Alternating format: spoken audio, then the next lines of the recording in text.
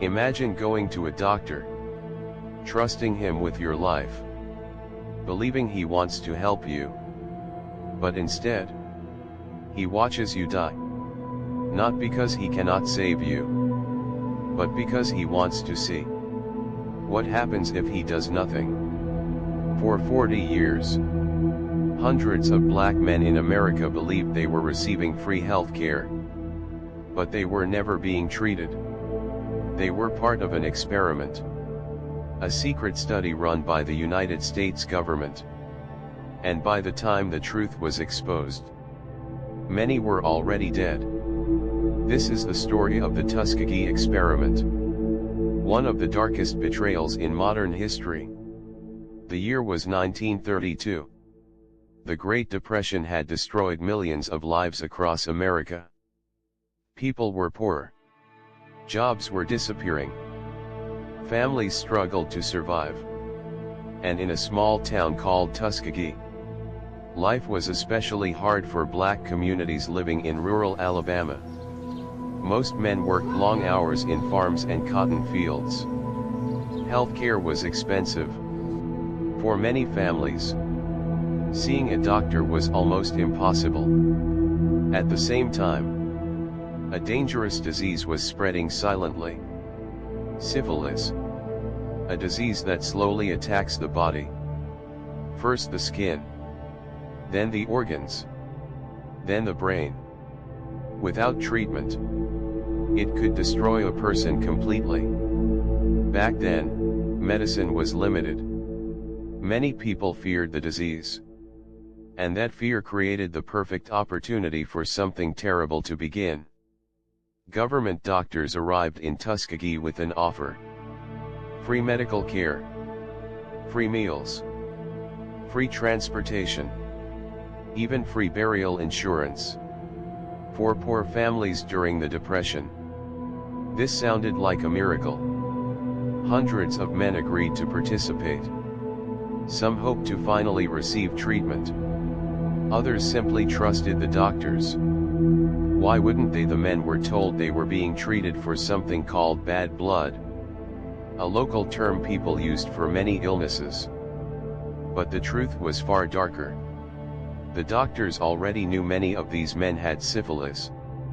And secretly, the government wanted to study what would happen if the disease was left untreated.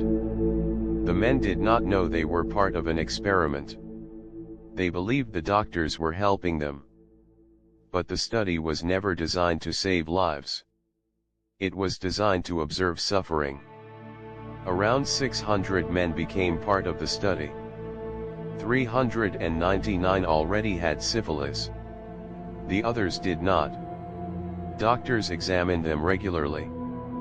They took blood samples, performed painful medical procedures, and recorded every change happening inside the men's bodies. Some procedures were extremely painful. One of them was the spinal tap. Doctors told the men it was special treatment. But many had no idea what was really happening. The men trusted the medical staff completely. And year after year, the experiment continued.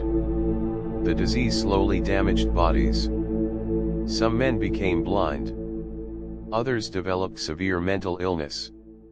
Many suffered constant pain. And still, no real treatment was given. Then came one of the cruelest parts of the story. In the 1940s, scientists discovered that penicillin could cure syphilis. It was a massive medical breakthrough. Across America, patients began recovering. Hospitals started using penicillin everywhere. For most people with syphilis, there was finally hope. But not for the men in Tuskegee. The government decided the experiment would continue. Even after discovering the cure, the men were intentionally denied treatment. Some were never told penicillin existed. Others were prevented from receiving treatment somewhere else. Think about that. A cure existed. Doctors knew it worked. But they chose not to save the patients. Because ending the disease would end the experiment. And so the suffering continued. For years. Then decades. The experiment did not only hurt the men. It hurt entire families. Many wives became infected. Some children were born with congenital syphilis. Families watched loved ones slowly fall apart without understanding why. And the most heartbreaking part, many victims still trusted the doctors. Some continued attending appointments for years. They believed the government cared about them. But behind the smiles and medical reports, they were being used. The study continued through World War II, through the 1950s, through the Civil Rights Movement, generation after generation passed. And still nobody stopped it? In the late 1960s, a young public health worker named Peter Buxton discovered the study. He was shocked. Men were still dying. Even though treatment existed. Buxton tried warning officials inside the government. But nobody wanted to stop the experiment. The study had already continued for decades. Many people inside the system simply accepted it. So Buxton made a decision. He leaked the story to journalists. And in 1972, America finally learned the truth. Newspapers exposed everything. The reaction was explosive. People were horrified. The government had knowingly allowed hundreds of black men to suffer and die, for 40 years. Public outrage spread across the country. And finally, the experiment was shut down. But for many victims, the truth arrived too late. The Tuskegee Experiment became one of the greatest medical scandals in American history. The government faced lawsuits, new laws were created to protect people participating in medical research.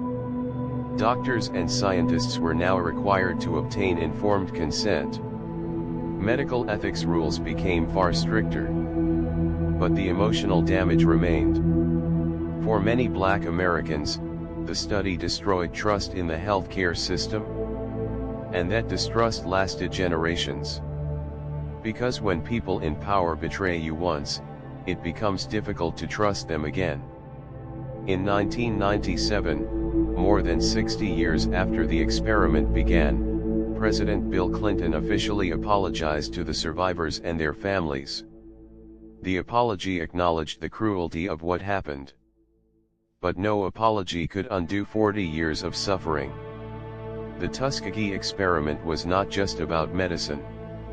It was about power. About racism. About human beings being treated like objects instead of lives. The victims were ordinary men. Fathers. Workers. Friends. People who trusted doctors that promised to help them. Instead, they became part of one of the darkest experiments in modern history. And even today, the story remains a warning to the world. Because history becomes dangerous, when people believe something this cruel could never happen again.